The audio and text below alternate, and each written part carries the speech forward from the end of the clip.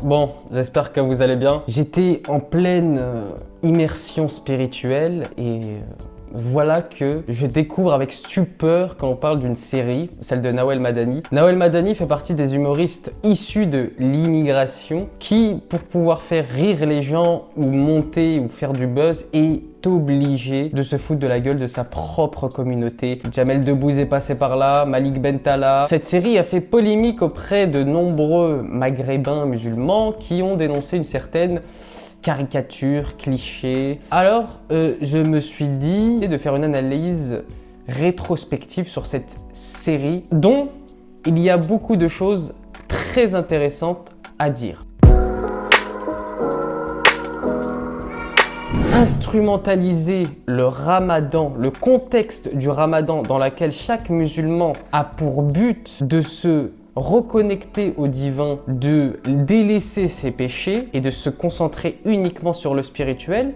Non, elle utilise ce mois béni et sacré pour pouvoir distiller une histoire salace de drogue, de trafic en drogue, de racaille, avec des gestuels sexuels, etc. Sorti pendant une période du ramadan. On n'a même pas fait exprès. Arrêtez de mentir. Autre chose, c'est que l'image du maghrébin, je dis masculin et non féminin, est toujours humiliée, rabaissée et définie de manière archaïque. D'accord ? Dans cette série, on a l'exemple parfait.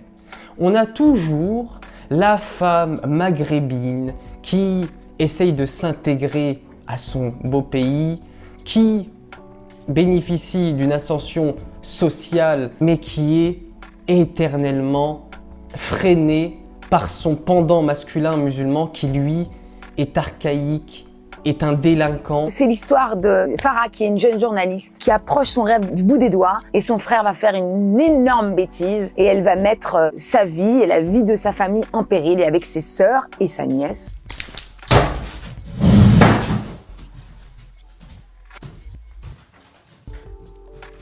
Je suis désolé de vous dire que c'est totalement faux, que la plupart des musulmans de mon âge sont diplômés, ont un bon poste, savent manier le langage de Molière, pas avec perfection, mais avec panache. Mais malheureusement, il faut impérativement dépeindre le musulman comme une personne archaïque, puisqu'en fait, il symbolise, en d'autres termes, le porteur de l'islam. Par ailleurs, lorsque vous voulez monter en étant d'origine maghrébine, il faut soit être une meuf, soit être homosexuel. Même dans la vraie vie. Quand vous prenez la politique, le gouvernement, eh bien, les seules personnes qui sont issues de l'immigration maghrébine sont des meufs. Et quand ils sont des gars, par exemple Mounir Mahchoubi, eh bien, il s'avère qu'il est gay. C'est en posant dans Paris Match avec mon compagnon que je vais permettre que dans quelques années, tout le monde s'en foute. Tu mourras là en enfer. Pareil, si on prend Monsieur Bilal Hassani, pourquoi on en parle autant? Pourquoi il est monté aussi vite? Parce que, tout simplement, parce qu'il est gay. Bonsoir Paris, yeah. Ça fait longtemps qu'on l'a pas vu là.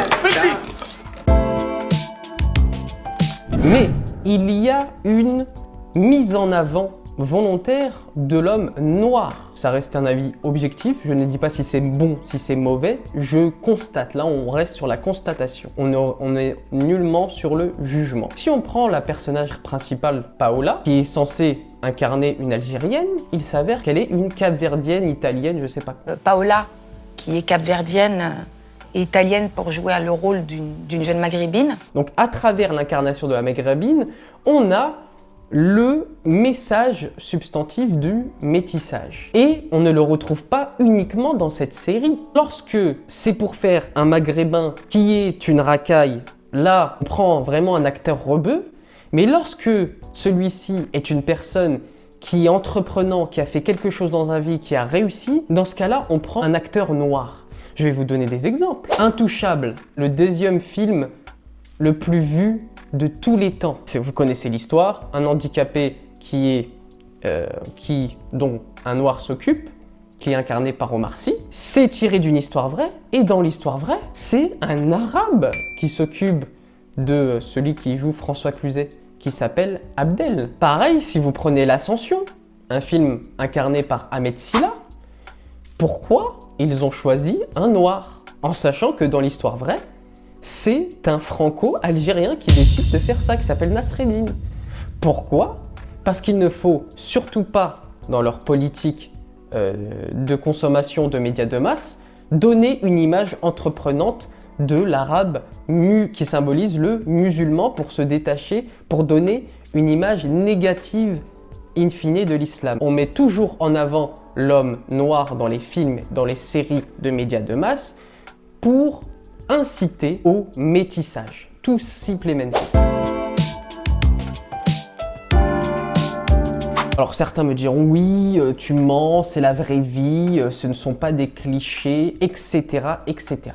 Alors je vous incite à lire un livre qui, si tu devais lire un seul livre dans ta vie, donc déjà il y a le Coran, mais secondo, dans cette vie mondaine, je t'incite à lire L'obsolescence de l'homme de Günther Anders, écrite dans les années 50, dans lequel il nous dit la mission des médias de masse comme la télévision, les séries, la radio sont uniquement à dessein de créer l'homme de masse. Je m'explique. Netflix, qui produit toujours le même type de série, bien a une mission de vous pervertir et de façonner votre idéologie. Dans le livre de Günther Anders, il nous dit que lorsque des individus, des millions d'individus, consomment la même chose, on a ce qu'on appelle la honte prométhéenne.